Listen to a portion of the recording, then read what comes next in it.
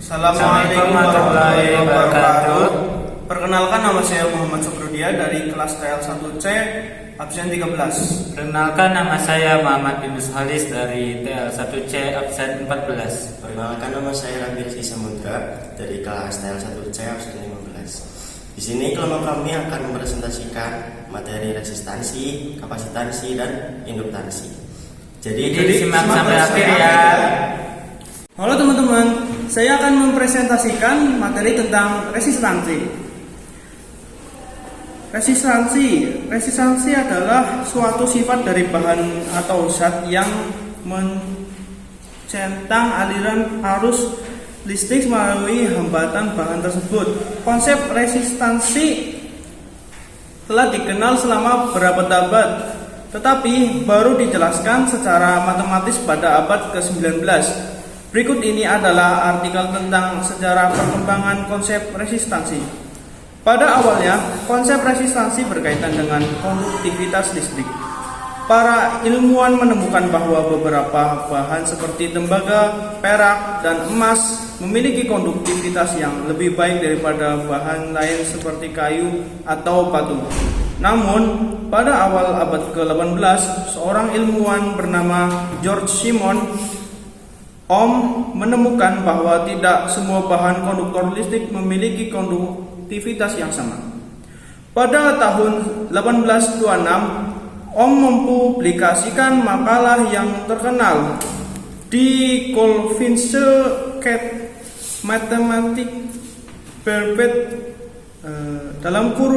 rantai galvanik diolah matematika tutup kurung. Dalam makalah ini, ia menyatakan bahwa arus listrik yang mengalir melalui suatu penghantar sebanding dengan beda potensial di antara kedua ujung penghantar tersebut. Dengan kata lain, semakin besar beda potensial, semakin besar arus listrik yang mengalir. Namun, juga menemukan bahwa arus listrik juga dipenuhi oleh sifat fisik dan kimia. Dari penghantar itu, ia menemukan bahwa semakin panjang penghantar, semakin kecil konduktivitasnya. Selain itu, semakin besar penambang penghantar, semakin besar konduktivitasnya. Dengan kata lain, semakin tebal penghantar, semakin mudah bagi arus listrik untuk mengalir melaluinya. Berdasarkan penelitiannya, menyimpulkan bahwa konduktivitas listrik dapat diukur dengan menggunakan resistansi. Ia menyatakan bahwa resistansi suatu bahan tergantung pada sifat fisik dan kimia dari bahan tersebut, serta ukuran dan panjang penghantar yang digunakan untuk mengukurnya. Memperkenalkan hukum yang menyatakan bahwa arus listrik yang mengalir melalui satu jalur penghantar sebanding dengan beda potensial di antara kedua ujung penghantar tersebut dan berbanding terbalik dengan resistansi penghantar tersebut. Selain penemuan para ilmuwan terus mengembangkan konsep resistansi.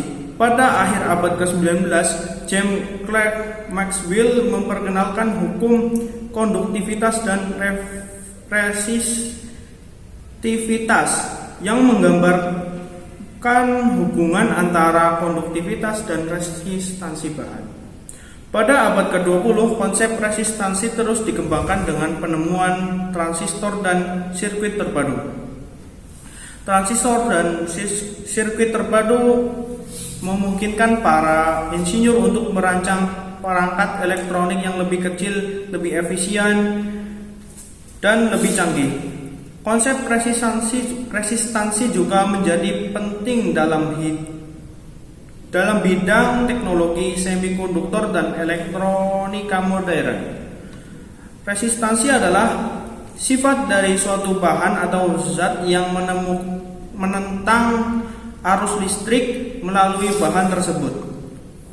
Resistansi diukur dalam satuan yang menyatakan rasio antara beda potensial di antara kedua ujung penghantar dan arus listrik yang mengalir melalui penghantar tersebut.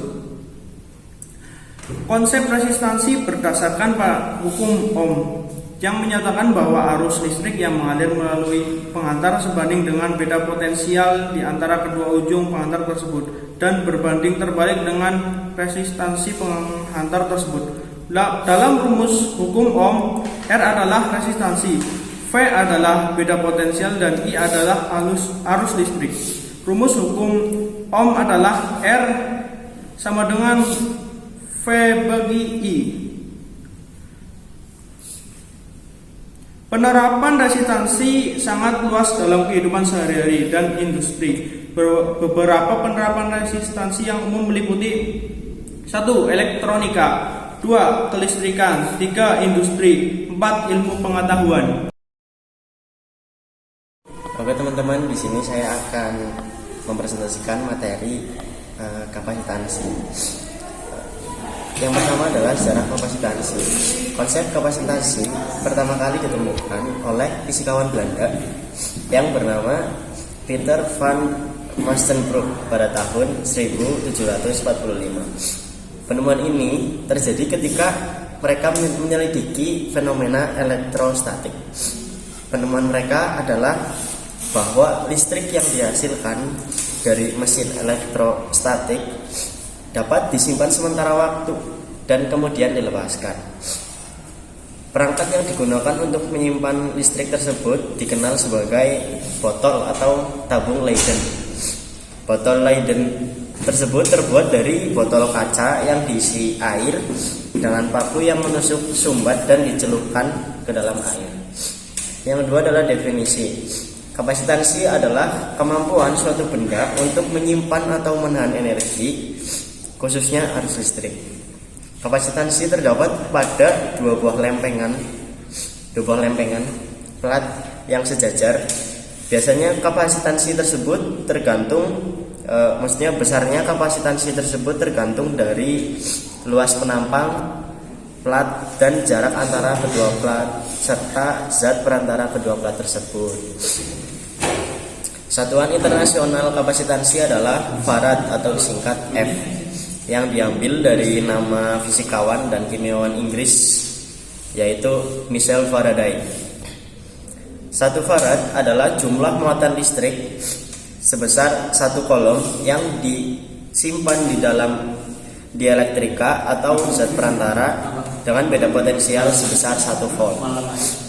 Sehingga didapat rumus seperti ini dengan keterangan C adalah kapasitansi dengan satuannya farad, Q adalah muatan yang satuannya kolom, dan V adalah beda potensial yang satuannya adalah volt. Pada intinya, kapasitansi adalah ukuran seberapa banyak muatan yang harus disimpan kapasitor untuk menghasilkan beda potensial tertentu. Nilai kapasitansi tersebut bergantung pada ukuran plat dari kapasitor. Simbol kapasitor dalam rangkaian listrik adalah seperti ini. Kapasitor juga banyak digunakan pada alat elektronik, misalnya powerbank, HP, dan sebagainya. Banyak alat elektronik yang memerlukan kapasitor. Kemampuan kapasitor ditentukan oleh kapasitansi atau kapasitas kapasitor, yaitu kemampuan kapasitor untuk menyimpan sebuah muatan. Oke teman-teman, langsung saja kita akan melakukan pembahasan terhadap soal berikut ini. Di sini tertulis dua buah keping sejajar dihubungkan ke sumber tegangan 25 volt mampu menyimpan muatan sebesar 100 kolom. Berapakah kapasitansi kapasitor tersebut? Dari sini kita bisa mengetahui kalau soal ini yang dicari adalah kapasitansi. Jadi kita mengetahui rumusnya adalah C sama dengan Q per V. Rumusnya adalah seperti ini, di mana C adalah kapasitansi dengan satuannya farad dan Q adalah muatan, satuannya adalah kolom, dan V adalah beda potensial, satuannya adalah volt. Oke, langsung saja kita menghitung soal ini. Langkah pertama adalah diketahui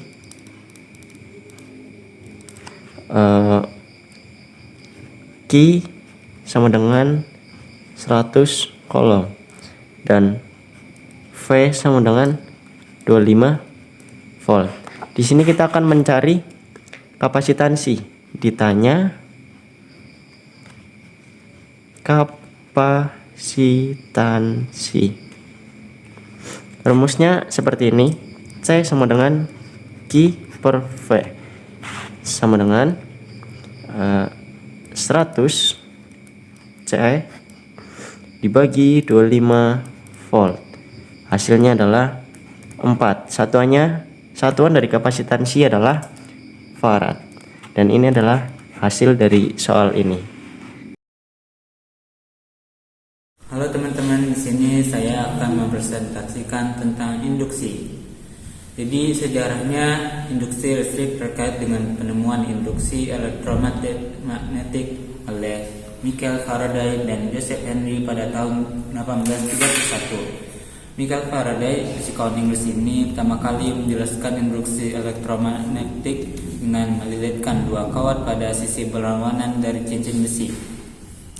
Faraday menduga bahwa ketika arus mengalir di salah satu kawat akan ada gelombang yang merambat melalui cincin dan menimbulkan efek listrik di sisi berlawanan.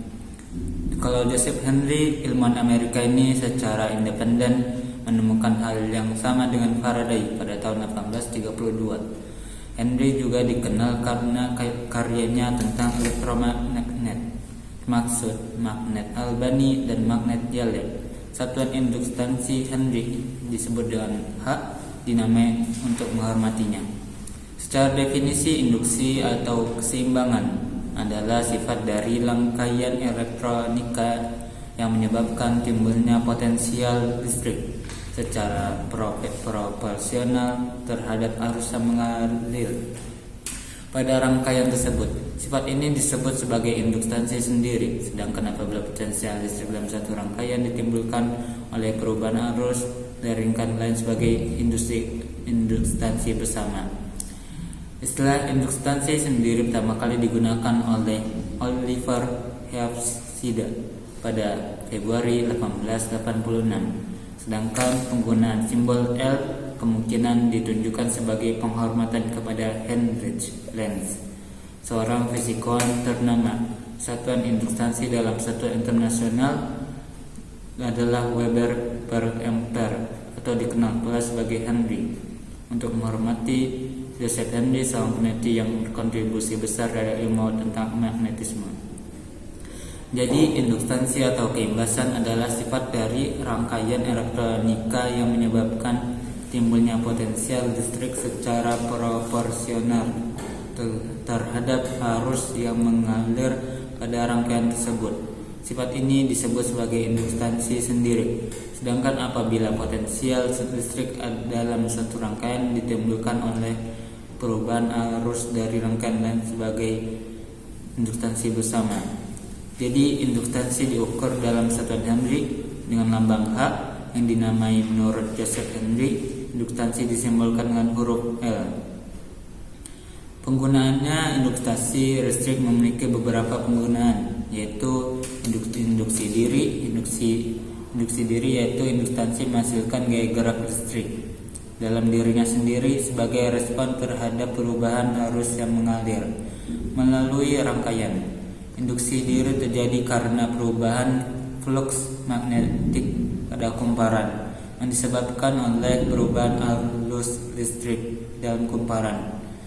Ada induksi bersama. Induktansi bersama terjadi ketika perubahan arus di satu rangkaian menghasilkan perubahan tegangan di rangkaian lain.